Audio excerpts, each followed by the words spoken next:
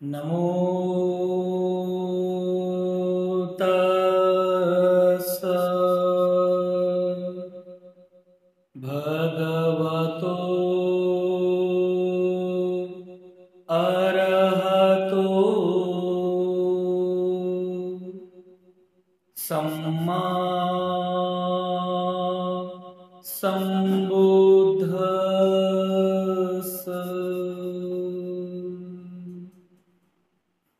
बुद्ध, धम्म आणि संघ या तीन सर्वश्रेष्ठ रत्नांना प्रथमतः त्रिवार अभिवादन करतो। बोधिसत्व डॉक्टर बाबासाहेब आंबेडकर यांच्या समग्र धम्म क्रांतीमध्ये जीवनाच्या शेवटच्या श्वासापर्यंत समर्पित राहू।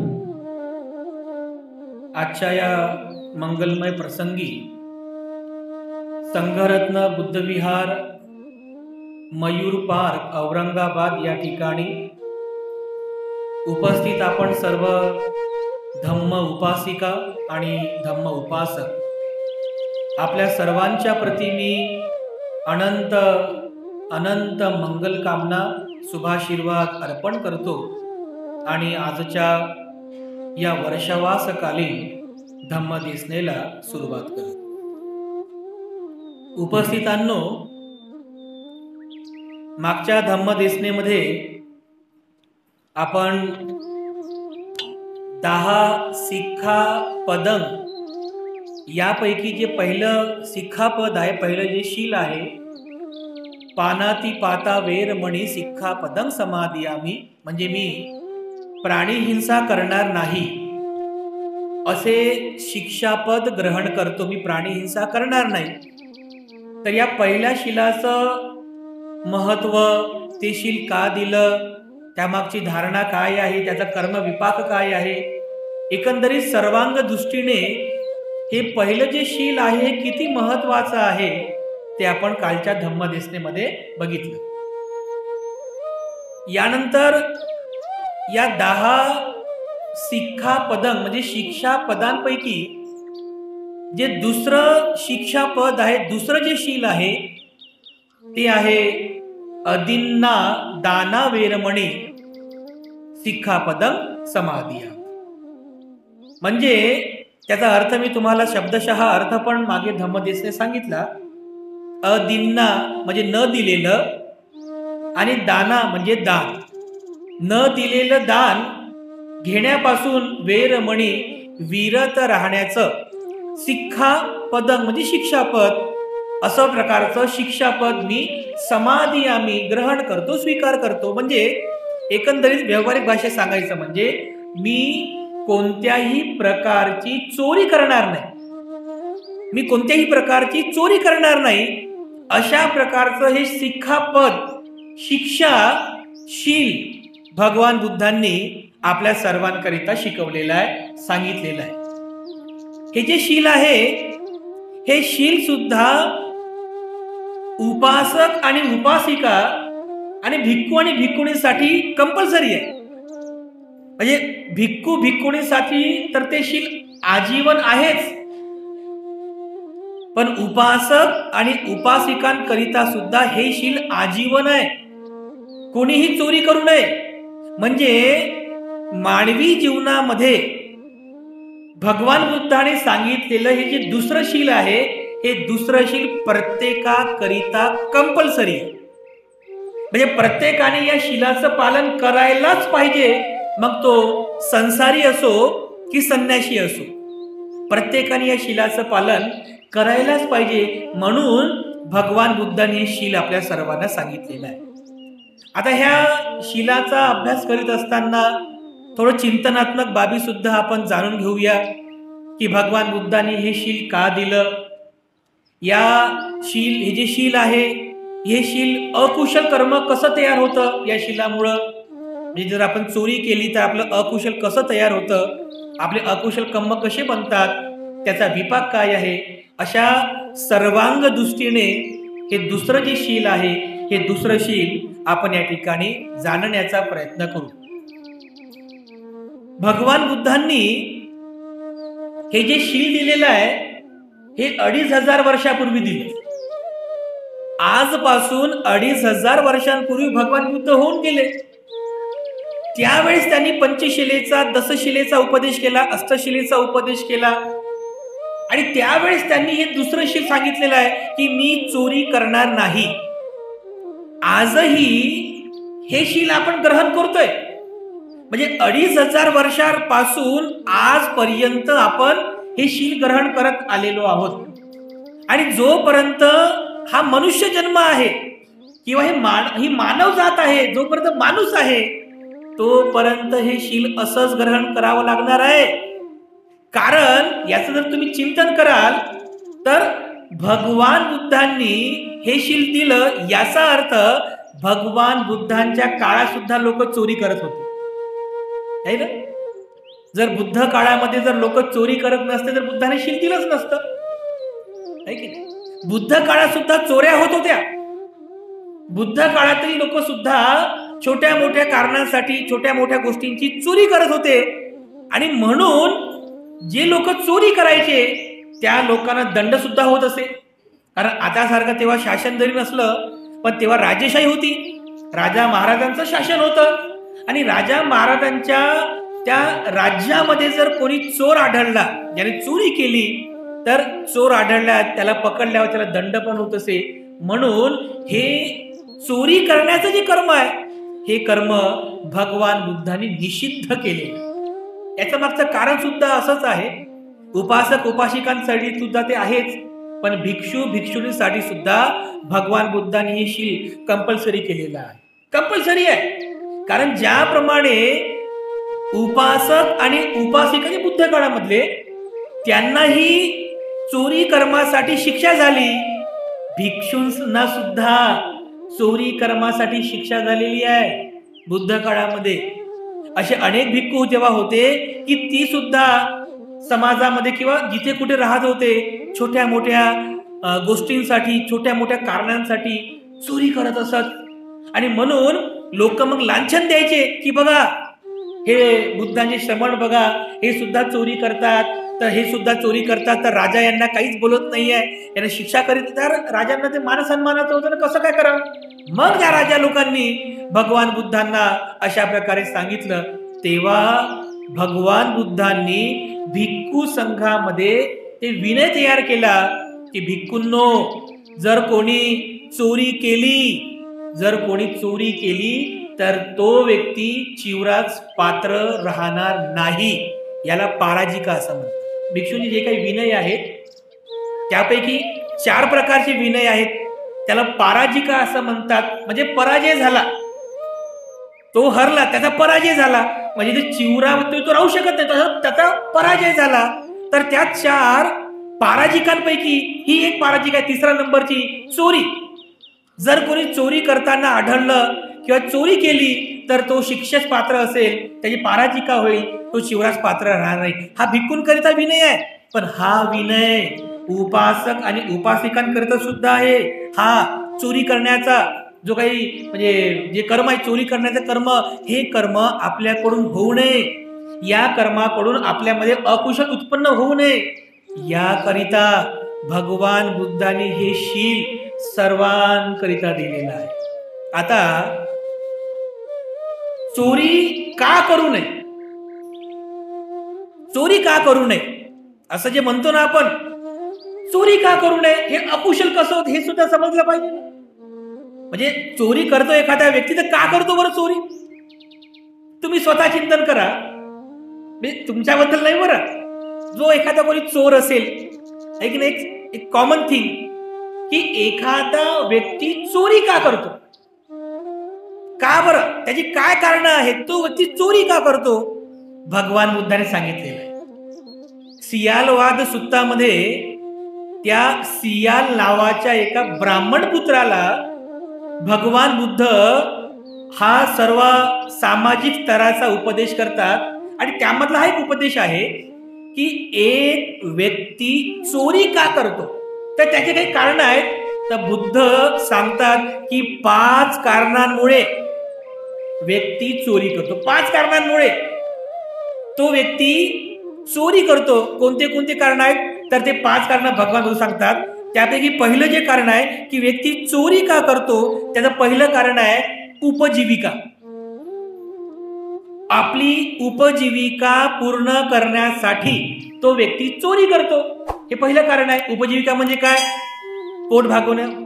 आपल्याला पोट आहे, भूक लागते ना, तर भूक लागते तर आपल्याला अन्न पाहिजे, आहे की नाही? किंवा आपल्याला अंगावर घालण्यासाठी कपडे पाहिजे. हे आपल्या उपजीविका आहेत. तर आपल्या जीवन जगण्याची जी काही उपजीविका आहे, ह्या जीविका भागवण्यासाठी तो व्यक्ती एखाद्या प्रसंगामध्ये चोरी करतो. असे अनेक प्रसंग आहेत.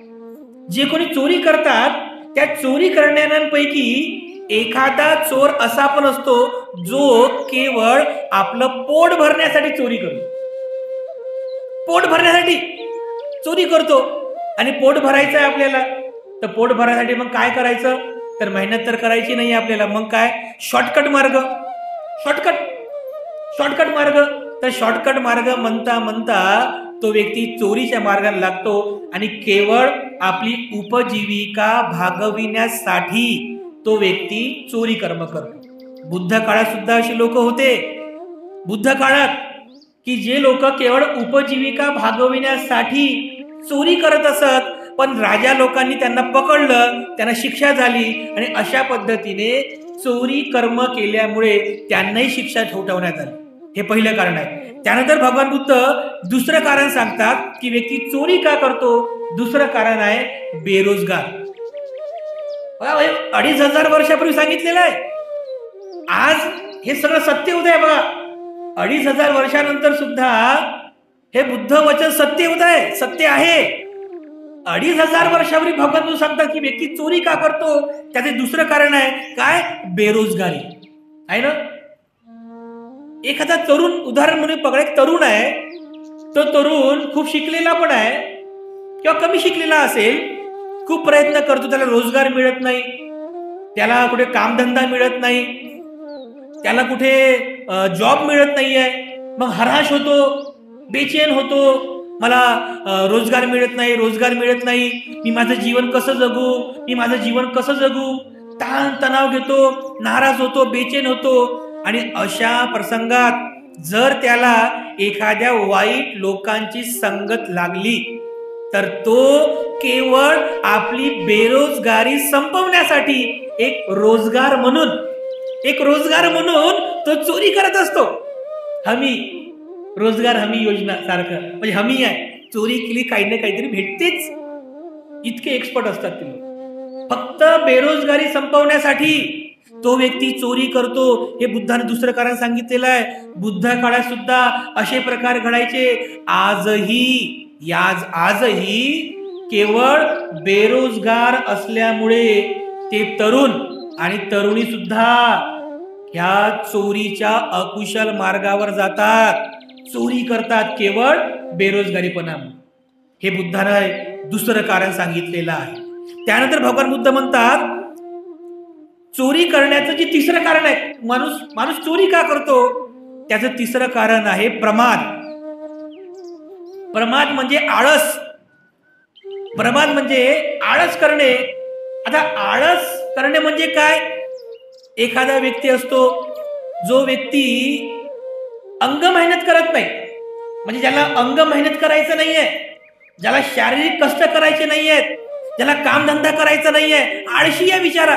त्याला काय वाटते, बस थोड्या याच्यामध्ये माझ्या सगळ्या गरजा भागल्या पाहिजे, मेहनत करायची नाही, कष्ट करायचं नाही, पण मला फळ पाहिजे. केवळ या कारणामुळे त्याचा जो प्रमाद आहे, म्हणजे त्याच्यामध्ये असलेला जो प्रमाद आहे, आळस आहे, तो प्रमाद त्याला मेहनत करू देत नाही, अंग मेहनत करू देत नाही, कष्ट करू देत नाही, काम करू देत नाही. आणि त्यामुळे केवळ एवढ्या विचाराने, या आळशी प्रवृत्तीमुळे, या प्रमादी प्रवृत्तीमुळे तो व्यक्ती चोरीच्या नादी लागतो. आणि चोरी कर्म केलं की बरोबर त्याला वाटतं, अरे हा शॉर्टकट मार्ग आहे चोरी कर्म करण्याचा, आहे की नाही. बस थोडीशी चोरी करा, भरपूर माल प्राप्त होतो आणि आयुष्य आरामात जीवन जगा. पण त्याचे कर्म कसे बनतात हे त्याला माहित नसतं, कारण त्याच्यामध्ये अज्ञान आहे. हे कारण आहे. आळस आणि प्रमाद म्हणजे या कारणामुळे सुद्धा लोक चोरी करण्याच्या मार्गी लागतात, हे बुद्धाने सांगितलेलं आहे. आणि चौथं कारण आहे इच्छापूर्ती. आपली इच्छा, आपल्या अनंत इच्छा असतात. गृहस्थी लोकांच्या अनंत इच्छा असतात. म्हणजे एक इच्छा पूर्ण झाली रे झाली, लगेच तिच्या मागे दुसरी इच्छा तयारच आहे. ती इच्छा वाट पाहत आहे, तिच्या मागे तिसरी इच्छा वेटिंगवर आहे. असं इच्छेची लाईनच लागलेली आहे. आणि या अमर्याद असलेल्या ज्या इच्छा आहेत, या इच्छा पूर्ण करण्यासाठी तो व्यक्ती अनवधानाने चोरी मार्गाचा अवलंब करतो. कारण गृहस्थी जीवन, या गृहस्थी जीवनामध्ये अमर्याद इच्छा असतात. अमर्याद इच्छा मरेपर्यंत कधीच संपत नाही. अनेक अमर्याद इच्छा असतात आणि काही इच्छा पूर्ण होतात. आपण आपल्या मेहनतीने आपल्या भौतिक गरजा भागवतो. आपल्या छोट्या छोट्या का होईना त्या छोट्या छोट्या इच्छा पूर्ण करतो. पण इच्छा पूर्ण करता करता ज्या मोठ्या मोठ्या इच्छा अपूर्णच राहतात. पण माणूस प्रचंड आशावादी असतो बघा, मला ते पूर्ण करायचं, ती इच्छा मला पूर्ण करायचीच. आणि केवळ इच्छापूर्तीसाठी तो व्यक्ती चोरी करतो अनवधानाने. जर त्याला एखाद्या चोराचा सहवास लागला, वाईट संगत लागली, हमखास आपल्या छोट्या छोट्या छोट्या इच्छा पूर्ण करण्यासाठी तो चोरी मार्गाचा अवलंब करतो. हे बुद्धाने सांगितलेलं आहे. इच्छापूर्ती करण्यासाठी लोक चोरी करतात, इच्छापूर्तीसाठी. आणि पाचवं कारण बुद्ध सांगतात, माणूस चोरी का करतो त्याचं पाचवं कारण आहे माणसाचा मूळ स्वभावच असतो चोरी करणे. जन्मापासूनच, बालपणापासूनच त्याचा मूळ स्वभावच असतो चोरी करायचा. अशाला लोक म्हणजे तो व्यक्ती बस गेला कुठे की उचलायचंच काम करतो. तिकडे पाय उचलायचंच काम करतो. काही पण उचलतो, चपलाच उचलतो, कधी चपला उचलतो, कधी कोणाचे डब्बे उचलतो, कधी कोणाचे कपडेच घेऊन जातो, कधी घरातला झाडूच घेऊन जातो, कधी काही घेऊन जातो. म्हणजे ही चोरी आहे सगळी. मूळ स्वभाव असतो माणसाचा. भगवान बुद्धाने सांगितलेला आहे मूळ स्वभाव. आणि मूळ स्वभावाला औषध नसते बघ. काही नाही मत, स्वभावाला औषध नसते. जिथे गेला तिथे उचलायचंच काम उचललं की घेऊन गेलं. मग लोक त्याला पाहतात, अरे हा माणूस जिथं गेला तिथं उचलायचंच काम करतो. मग लोक त्याला म्हणतात, हा एक नंबरचा उचले आहे म्हणतात. उचलायचंच काम करतो, इकडे तिकडे पात्र उचलायचं काम करतो. एक नंबरचा उचल्या माणूस आहे म्हणतो. उचलायचंच काम करतो. म्हणून मूळ जो स्वभाव आहे, मूळ स्वभाव म्हणजे बघा, जेव्हा माणसं म्हणजे निर्माण झाले माकडासारखे दिसायचे, तेव्हापासून माणसाचा स्वभाव आहे हा चोरी करायचा. कंदमुळं कोणी जमा केले की त्याचे कंदमुळं चोरायचे. कोणी हड्ड्या जमा केल्या त्याच्या हड्ड्या जमा करायच्या. पालापाचोळा जमा केला, ते मूळ स्वभाव तेव्हापासूनच आहे. तेव्हापासून माणसाचा स्वभाव बनता काय माहिती एखाद्या डीएनए तसा तयार होऊन जातो. म्हणजे उचल्या डीएनए ते रक्तातच असते, ते उचलायचंच काम करतो. आणि असं उचलता एक नंबरचा उचल्या बनतो. आणि त्याच्या मूळ स्वभावामुळे तो चोरी हे अकुशल कर्म करतो बघा. हे भगवान बुद्धांनी 5 कारणं सांगितलेली आहे. उपजीविका करण्यासाठी माणूस चोरी करतो. जर बेरोजगार असेल तर रोजगार म्हणून तो चोरी करतो. आळशी असेल तर त्या आळसामुळे तो चोरी करतो. स्वतःच्या इच्छापूर्तीसाठी तो चोरी करतो. किंवा त्याचा तो मूळ स्वभाव असतो आणि त्या स्वभावामुळे तो चोरी करतो. या 5 कारणांमुळे तो व्यक्ती चोरी कर्म करतो, असं भगवान बुद्धाने सांगितलेलं आहे. आता हे कारण झाली, बाकी पण अनेक कारण असतील म्हणा, म्हणजे अनेक कारण आहेत. पण भगवान बुद्धांनी हे सांगितलेलं आहे, तुम्ही कोणते कारण शोधा, या 5 कारणांपैकी 6वं कारण असू शकत नाही. या अशाची मिळतं दुरतच असेल. पण हे चोरी कर्म जे आहे हे अकुशल कर्म कसं काय बरं? हे अकुशल कर्म कसं होऊ शकते? ज्या अर्थी भगवान बुद्धांनी उपासक उपासिकांना, भिक्खू भिक्खुणींना चोरी करू नये हे शील प्रदान केलं, तर नक्कीच चोरी करणे हे अकुशल कर्म आहे. हे सुद्धा समजलं पाहिजे की हे चोरी करणे हे अकुशल कर्म कसं होऊ शकते. तर तुम्ही थोडंसं चिंतन करा. ज्या वेळेस आपण हे शील ग्रहण केलं, अदिन्ना दाना, याचा अर्थ काय होतो? न दिलेलं दान, जे तुम्हाला दिलेलंच नाही आहे, ज्याच्यावर तुमचा अधिकार नाही, ती वस्तू जर तुम्ही न कळत जर घेतली तर ती चोरी झाली. मग ज्याची ती वस्तू आहे त्या माणसाला आनंद होईल का? ज्या माणसाला आनंद होईल का? म्हणजे ज्या अर्थी आपण चोरी केली तर आपल्या केवळ त्या कर्मामुळं त्या माणसाला आपण दुःख दिलेलं आहे. छोट्यात छोटी जरी चोरी असेल ती सुद्धा तुमचं कर्मविपाक ठरवत असते, कर्मविपाक ठरवते. कारण आपल्या कर्मामुळे तो पुढचा व्यक्ती दुःखी झालेला आहे, म्हणजे त्याच्या दुःखासाठी आपण कारणीभूत ठरलेला आहोत. हे आपलं अकुशल कर्म आहे.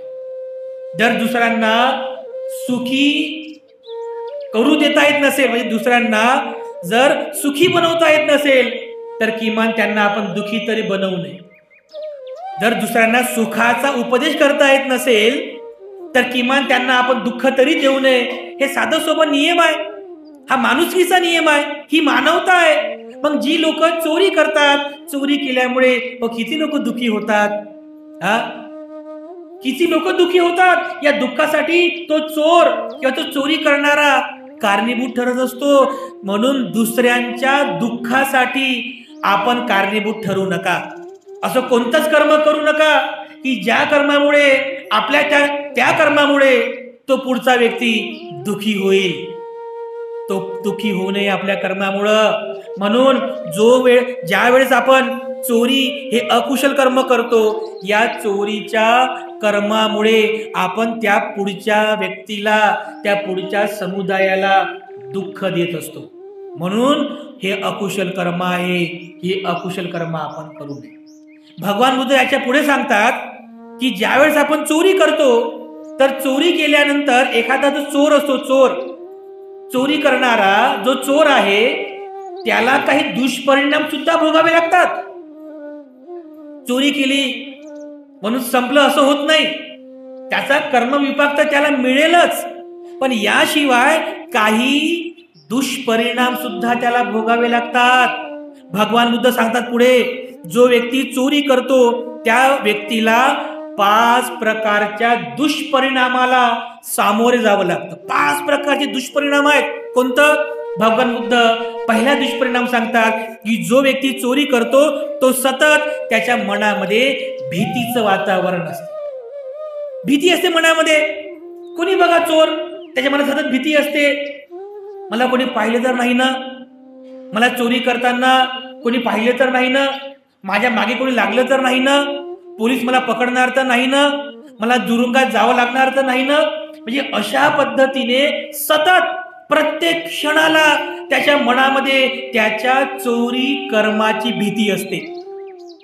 सतत तो भीतीमध्ये असतो, घाबरत असतो की मला काही होणार तर नाही, माझं काही बरं वाईट तर होणार नाही. कशामुळं? कारण त्याने ते अकुशल कर्म केलेलं आहे. हे त्याला सुद्धा माहित असतं की मी हे अकुशल कर्म केलेलं आहे आणि या अकुशल कर्मामुळे आज नाही तर उद्या नक्कीच मला काहीतरी दुष्परिणाम सोसावे लागणार आहे. हे त्याचा दुष्परिणाम, भीती. सतत तो भीतीमध्ये राहतो आणि भीतीमध्ये जो व्यक्ती राहतो तो व्यक्ती सुखी कसा राहिलो?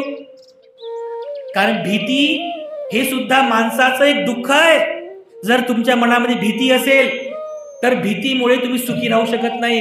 कारण त्या भीतीमुळे तुम्ही सतत दौर्मनस्थितीमध्ये राहता, बेचैन राहता. म्हणजे तुमची चैन संपून जाते, तुम्ही बेचैन राहता. त्यानंतर तुम्ही नाराज राहता, खिन्न राहता, उदास राहता आणि या सगळ्या कारणामुळे तुमच्या दुःखामध्ये भर पडत असते, तुम्ही दुःखी होता. म्हणून भगवान बुद्ध सांगितलेलं आहे की जे चोरी कर्म आहे त्याचा पहिला दुष्परिणाम आहे की तो व्यक्ती सतत मनामध्ये भीतीदायक वातावरणामध्ये तो जगत असतो. दुसरा परिणाम काय आहे? तर दुसरा दुष्परिणाम आहे तो अविश्वासास पात्र ठरतो. अविश्वास, लोक त्याच्यावरती विश्वास ठेवत नाहीत. लोक सतत म्हणतात की नाही, तो चोर आहे, तो चोर आहे, त्याच्यावरती विश्वास ठेवू नका. लोक त्याच्यावरती विश्वास ठेवत नाहीत. एवढंच काय, तर त्याचा जो परिवार आहे, त्याच्या परिवारावर सुद्धा लोक विश्वास ठेवत नाही. तो अविश्वासास पात्र ठरतो. आणि साहजिकच आहे ना, एखादा व्यक्ती जर तुम्हाला समजला की तो व्यक्ती चोर आहे, तो चांगल्या कर्माचा नाही आहे, त्या व्यक्तीला तुम्ही लोन देऊ शकता का? द्याल का लोन? नाही. लोन तर दूरची गोष्ट राहिली, तुमच्या घरी आला ना तर सतत त्याच्यावर तुम्ही नजर राहील. काही उचललं तर नाही आहे ना, विश्वासास पात्र नाही ना, त्याचा विश्वास गमावलेला आहे. जो कुठेतरी गेला, कोणत्या सभेमध्ये जाऊ द्या, कोणत्या मित्रमंडळीमध्ये जाऊ द्या, कुठेही जाऊ द्या, तो विश्वासास पात्र राहत नाही. लोक त्याला दूर दूर करतात, कारण तो व्यक्ती विश्वासास पात्र नाही आहे. हा दुसरा दुष्परिणाम आहे. या दुष्परिणामाला सामोरे जावं लागतं. भगवान बुद्ध सांगतात की जो व्यक्ती चोरी करतो तर त्या चोरी कर्माचा हा दुष्परिणाम आहे की तो अविश्वासास पात्र ठरतो. लोक त्याच्यावर विश्वास ठेवत नाहीत. त्यानंतर बुद्ध तिसरा दुष्परिणाम सांगतात. जो व्यक्ती चोरी करतो त्याचा तिसरा दुष्परिणाम आहे परिवार असुरक्षित राहतो. खरं आहे ना, परिवार असुरक्षित राहतो. कारण घरच्यांना बरोबर माहित असते, या सगळ्या गोष्टी घरच्यांना माहित असतात, पण त्याच्या कर्माचं फळ परिवाराला सुद्धा भोगावं लागतं. यदा कदाचित त्याला जर पोलिसांना पकडलं, तुरुंगामध्ये डांबलं, तर त्याच्या परिवाराचं कसं होईल? त्याचा परिवार तर असुरक्षित झालेला आहे. एवढंच काय, जर त्याच्यावर लोकांचा विश्वास नाही आहे तर त्याच्या परिवारावर सुद्धा लोक विश्वास ठेवणार नाही. त्या परिवारासोबत कोणी लेनदेन ठेवणार नाही. रोटी बेटीचा कोणी व्यवहार सुद्धा करणार नाही. लोक चौकशा करतात, का हो तो परिवार कसा आहे, ते साहेब कसे आहे. आणि एखाद्याने सांगितलं मागच्याच वर्षी नाही का त्याच्यावर 369 लागली होती. 379 काय किती आहे, 79 ना, 379 IPC भारतीय दंडविधान संहिता 378 आणि 379 मध्ये ते आतमध्ये गेला होता. लोक लगेच सतर्क झालं, नाही ते 379 वाला माणूस आहे, चोरीवाला माणूस आहे, ती आपल्याला पोरगी द्यायची. असं होते ना, परिवार असुरक्षित झालेला आहे. मग आपला परिवार जर असुरक्षित होत असेल तर हे कर्म किती वाईट आहे. परिवाराच्या शब्दांवर सुद्धा लोक विश्वास ठेवत नाहीत. परिवारावर जर एखादं संकट आलं तर त्या संकट काळात सुद्धा लोक त्यांना मदत करत नाही. कारण लोकांना माहित आहे की हा परिवार अविश्वासास पात्र आहे, हा साहेब जो आहे हा अविश्वासू आहे. लोक विश्वास ठेवत नाही आणि पूर्ण वेळ त्याचा परिवार हा असुरक्षित राहतो. भगवान बुद्धांनी हा तिसरा दुष्परिणाम सांगितलेला आहे. त्यानंतर भगवान बुद्ध पुढे म्हणतात की जो व्यक्ती चोरी करतो तो व्यक्ती दंडास पात्र ठरतो. दंड म्हणजे शिक्षा, पनिशमेंट. पोलीस लोक सतत त्याचा शोध घेत असतात. ब्लॅक लिस्ट मध्ये त्याचा नंबर आलेला असतो. कधी कधी त्याला तडीपार केल्या जातं. त्याला परिवारापासून, समाजापासून, शहरापासून दूर केल्या जातं. का? की तो समाजासाठी हानिकारक आहे. तो जर समाजामध्ये राहिला तर तो चोरी करेल, समाजामध्ये दहशत निर्माण करेल. तर पोलीस जी सुरक्षा करणारे समाजाची ती लोक त्याला पकडतात, त्याला दंड देतात आणि दंड दिल्यानंतर तो त्या दंडास म्हणजे भोगतो आणि त्याच्या त्या कर्मामुळं त्याचा परिवार सुद्धा हा नेहमी असुरक्षित राहतो, तो दंडास पात्र ठरतो. असे अनेक लोक आहेत, अनेक लोक की जे केवळ चोरी कर्मामुळं, केवळ छोट्या छोट्या जरी गोष्टी केल्या चोरीच्या, त्याही गोष्टींमुळं त्यांना ते दंड भोगावं लागत आहे. भगवान बुद्धांनी सांगितलेलं आहे की जो व्यक्ती चोरी करतो त्याला हा दुष्परिणाम भोगावा लागतो की पोलीस त्याला पकडतात आणि त्याला दंड करतात, तो दंडास पात्र ठरतो. आणि त्यानंतर पाचवा दुष्परिणाम आहे तो कर्जदार होतो. त्याच्यावर कर्ज चढतं. जरी तो चोरी करत असेल आपल्या अनंत इच्छा भागवण्यासाठी, तर अनंत इच्छा भागवण्यासाठी तो चोऱ्या करतो, आपले कर्म लपवतो आणि कर्ज घेत असतो. कर्ज घेतो, कर्जाची परतफेड करू शकत नाही आणि कर्जावर कर्ज चढत जातं आणि बिचारा तो कर्जदार होतो. आणि कर्जदार झाल्यामुळे ते ज्यांच्यावरती कर्ज असतात ना, त्यांचं बघा तुम्ही जीवन किती कठीण आहे. सकाळ झाली की सावकाराचा फोन येतो बघा. फोन आला सावकाराचा हॅलो ऐकला की टेन्शन येते की आता काय करायचं. कर्ज फेडता येत नाही. ते म्हणतात ना अंथरून पाहून पाय पसरायचं आहे की नाही. अंथरुणाच्या बाहेर चालले पाय तरी सुरूच आहे कर्ज घेणं. अनंत इच्छा पूर्ण करायच्या आहेत. तो व्यक्ती त्या इच्छा पूर्ण करण्यासाठी चोरी कर्म करतो आणि घेतलेल्या कर्जाची परतफेड तो करू शकत नाही आणि त्यामुळे मग तो दुखी होतो, कर्जदार होणे. म्हणून भगवान बुद्धाने उपदेश केलेला अनाथ पिंडकाला हा उपदेश केलेला आहे.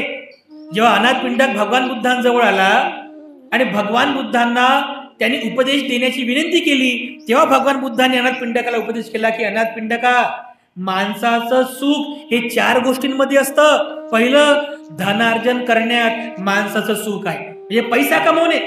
धनार्जन करणे म्हणजे काय, तर पैसा कमवण्यामध्ये माणसाचं पहिलं सुख आहे. पण हे जे आपण पैसे कमवतो, ह्या पैसा सम्यक मार्गाने कमवलेला असावा, चोरीच्या मार्गाने नाही. बुद्ध स्पष्ट सांगतात, चोरीच्या मार्गाने कमवलेला पैसा नको, अकुशल मार्गाने कमवलेला पैसा नको, तर सम्यक मार्गाने मेहनत करून घाम गाळून स्वतः कष्ट करून कमवलेला जर पैसा असेल तर त्या पैशाचं सुख माणसाला मिळते. हे माणसाचं पहिलं सुख आहे. धनार्जन करणे हे माणसाचं पहिलं सुख आहे. त्यानंतर बुद्ध म्हणतात दुसरं जे सुख आहे माणसाचं ते आहे धन भोग करण्यामध्ये. त्या पैशाचा उपभोग तुम्हाला घेता आला पाहिजे. जो पैसा तुम्ही कमवलेला आहे त्या पैशाचा उपभोग तुम्हाला घेता आला पाहिजे. म्हणजे बघा, अनेक लोक असे आहेत की ज्यांच्याकडे भरपूर पैसा आहे, लाखो करोडो रुपये आहेत, पण त्या लोकांना त्या पैशाचा उपभोग घेता येत नाही. तुमच्या गरजा तुम्हाला पूर्ण करता आल्या पाहिजे. म्हणजे समजा तुमच्याकडे भरपूर पैसा आहे, पण त्या पैशामुळे तुम्ही तुमच्या भौतिक गरजा पूर्ण करू शकत नाही, मग त्या पैशाचा काही उपयोग आहे का? त्या पैशाचा तुम्हाला उपभोग घेता आला पाहिजे. म्हणजे तुमच्या ज्या गरजा आहेत, अन्नाची गरज, तुमच्या वस्त्रांची गरज, तुमची घराची गरज, ज्या काही गरजा आहेत त्या गरजा पूर्ण करता आल्या पाहिजे. तेव्हा तुम्हाला त्या धनाच्या उपभोगाचं सुख तुम्हाला मिळेल. बुद्धानं सांगितलेलं आहे हे दुसरं सुख आहे माणसाचं, त्या पैशाचा उपभोग तुम्हाला घेता आला पाहिजे. तिसरं सुख आहे धनाऋण होण्यामध्ये, म्हणजे धन अऋण म्हणजे कर्जबाजारी न होणे. कर्जबाजारी न होणे हे सुद्धा गृहस्थी माणसाचं तिसरं सुख आहे. गृहस्थी माणसाचं तिसरं सुख आहे. जर गृहस्थी जीवनात अनंत इच्छा असतात आणि त्या इच्छा पूर्ण करण्यासाठी माणसं लोन घेतात, कर्ज काढतात, पण याचा अर्थ असा नाहीये की म्हणजे भगवान बुद्धांनी तुम्हाला सांगितलं लोन काढू नका म्हणून, असा याचा अर्थ घेऊ नये आपण. भगवान बुद्ध असं म्हणतात की तुम्ही कर्जबाजारी होऊ नका.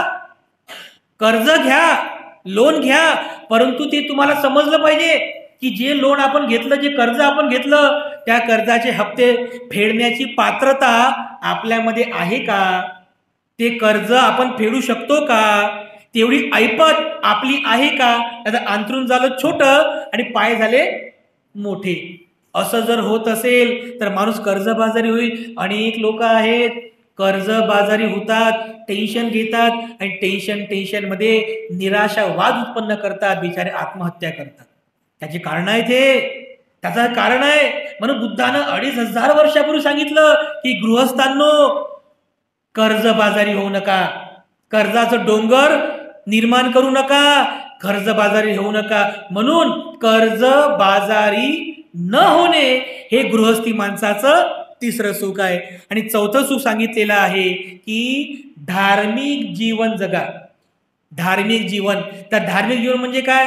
हे विहारामध्ये येणं, भगवान बुद्धांपुढे फुलं अर्पण करणं, मेणबत्ती अगरबत्ती लावणं, हे धार्मिक जीवन आहे की नाही? पण भगवान बुद्ध याला धार्मिक जीवन म्हणत नाही. हे तर फक्त फॉर्मॅलिटीज आहे, प्राथमिकता आहे.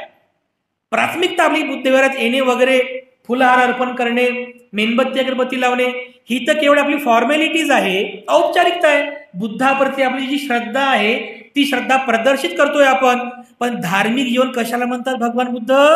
शील पालन करण्याला. भगवान बुद्ध धार्मिक जीवन म्हणतात, कारण ते तुम्हाला खरं सुख मिळवून देणार आहे. बुद्ध म्हणतात की हिंसा कधी करू नका, चोरी करू नका, व्यभिचार करू नका, असत्य भाषण करू नका आणि मद्यपान करू नका. या पंचशिलेचं पालन करा, धार्मिक जीवन जगा. तर धार्मिक जीवन जे लोक जगतात ते लोक आपल्या जीवनात चौथ्या प्रकारचं सुख प्राप्त करतात. म्हणजे बुद्धानं अनाथ पिंडकाला केलेला हा उपदेश आहे. अदिन्ना दान वेरमणी सिक्खापदं समादियामी, म्हणजे मी चोरी करणार नाही. या मागचं भगवान बुद्धाचा उद्देश एवढाच होता की ज्या वेळेस तुम्ही चोरी करता, ही चोरी तुमचं अकुशल कर्म बनवत असते. अकुशल कर्म कोणतं? अकुशल कर्म कोणतं?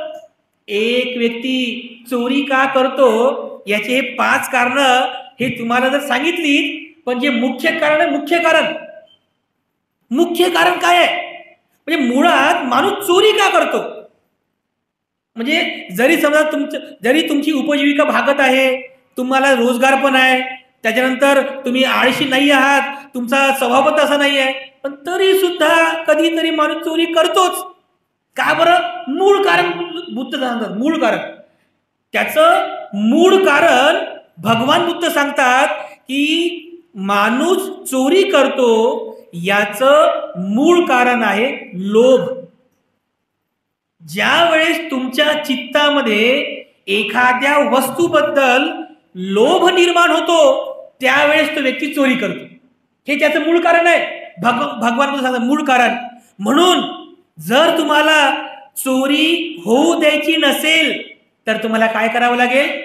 तुमच्या मनामध्ये असलेला जो लोभ आहे हा लोभ कमी करावा लागेल. लोभ कमी करावा लागेल. आणि लोभ जर कमी करायचा असेल तर काय करावं लागेल? चोरी करू नये याकरिता ह्या शिलाचं जे प्रत्यक्ष आचरण तुम्हाला करायचं आहे तर तुम्हाला काय करावं लागेल? आपण तर चोरी करत नाही ना, आपण का चोर लोक आहोत का?